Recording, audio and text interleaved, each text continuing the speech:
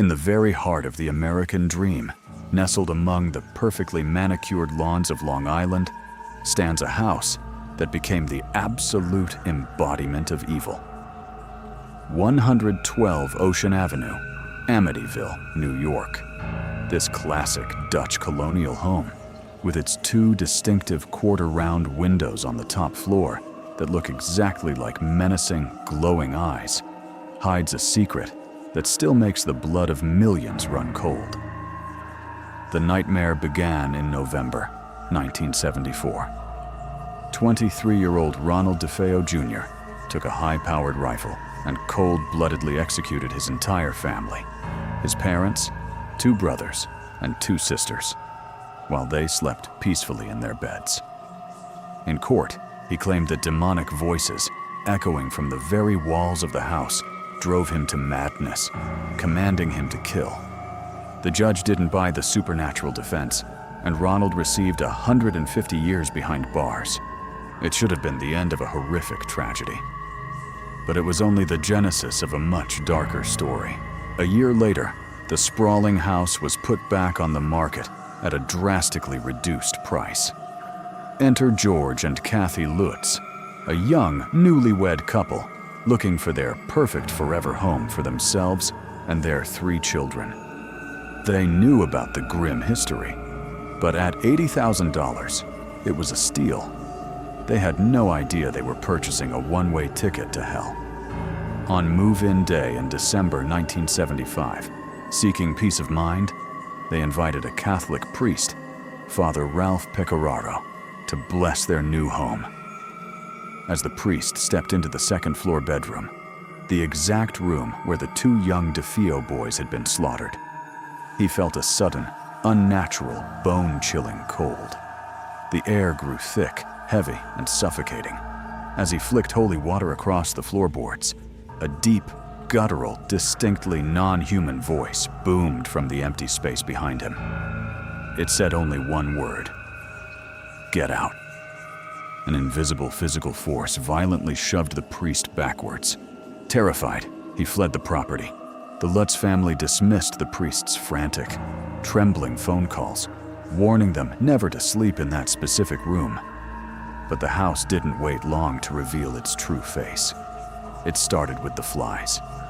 In the dead of a freezing New York winter, with snow piled high outside, one of the sewing rooms suddenly became infested with hundreds of massive, lethargic black blowflies. They clustered thickly on the window panes, buzzing with a sickening wet sound. It was the first tangible manifestation of the rot that was waking up around them. George Lutz, a formerly warm and loving father, began to undergo a sinister transformation. He became increasingly aggressive, withdrawn, and constantly, inexplicably freezing.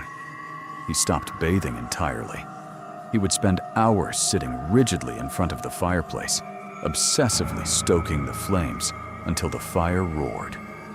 Yet he still wore a heavy winter coat, shivering violently as the ambient temperature in the house dropped below freezing, turning their breath to white mist.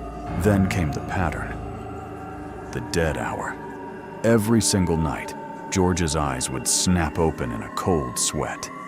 He would glance at his digital clock, the red numbers glaring back at him. 3:15 a.m. every night without fail. He felt an overwhelming, hypnotic compulsion to get up and check the boathouse outside. It wasn't until later he realized the horrifying truth. 3:15 a.m. was the exact estimated time Ronald DeFeo Jr. systematically murdered his family. The house was forcing George to mentally relive the massacre, syncing his biological clock to a residual echo of pure violence. Kathy wasn't spared either. She began having intensely vivid, paralyzing nightmares, seeing the murders through the eyes of the victims. During the day, she would feel unseen hands grabbing her. Sometimes, a chilling, invisible presence would embrace her from behind, its spectral arms wrapping around her waist, leaving red welts on her skin. The relentless paranoia began to consume them both. The terror escalated when it targeted their 5-year-old daughter, Missy. She innocently told her parents about her new imaginary friend, named Jodie. According to the little girl, Jodie wasn't a child. Jodie was a massive, demonic pig with glowing, blood-red eyes. She claimed Jodie could change size at will, sometimes shrinking to hide in the dark corners of her bedroom, and sometimes growing larger than the house itself. The parents desperately tried to write it off as childhood trauma from the move. Until one night, Kathy looked out the window into the pitch-black darkness. There, staring right back at her from the empty night air, were 2 giant, luminous red eyes. The creature was suspended outside the second-story window, standing on its hind legs. When George furiously grabbed a wrench and ran outside to confront whatever was peering at his wife, he found absolutely nothing. But in the fresh, untouched snow beneath the window, there were deep, impossibly large, cloven hoof prints. By the 3rd week, the house began to aggressively decay from the inside out, as if it were a rotting corpse.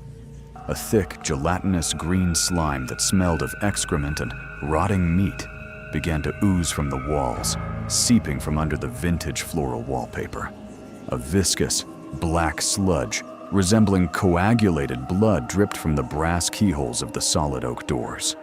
The porcelain toilets inexplicably turned black, stained by a dark soot that bleach couldn't scrub away. The auditory hallucinations became deafening. One night, George woke up to the unmistakable sound of a full brass marching band playing loudly in the downstairs living room. When he rushed downstairs, the room was dead silent and entirely empty. Yet the heavy furniture had been violently pushed to the walls, and the heavy living room rug was rolled up, as if clearing the floor for a morbid dance. When the family tried to recite prayers, a mocking chorus of 100 invisible voices screamed back from the void. The climax of their domestic nightmare arrived on their 27th day in Amityville. A violent thunderstorm raged outside, the lightning illuminating the bedroom in harsh, strobe-like flashes. George woke up, instinctively reaching for Kathy, but his hand swiped at empty air. He looked over and froze, a silent scream dying in his throat. Kathy was levitating. Her rigid body was suspended horizontally 2 feet in the air above the bed. As the lightning flashed, he saw her face. It was horrifyingly distorted, contorted into the grotesque, wrinkled visage of an ancient, malevolent hag. Paralyzed by absolute terror, George finally lunged forward, grabbing her arm and violently dragging her back down to the mattress. That same night, George discovered the source of the evil. Hidden behind a shelving unit in the basement was a secret, windowless space painted solid, blood red. The family dog refused to go anywhere near it, whimpering in terror. It was a passage to somewhere not of this earth. The Red Room, day 28, was their last. The Lutzes never fully detailed the events of that final night to the press, describing it only as a night of absolute, unadulterated, uncontrollable terror. The house physically shook, as if caught in a localized earthquake. Heavy oak doors were ripped from their hinges. Understanding that they would not survive another sunrise, George and Kathy grabbed their children, who were still in their pajamas. They packed nothing. They took no clothes, no money, no documents. They even left their cars in the garage.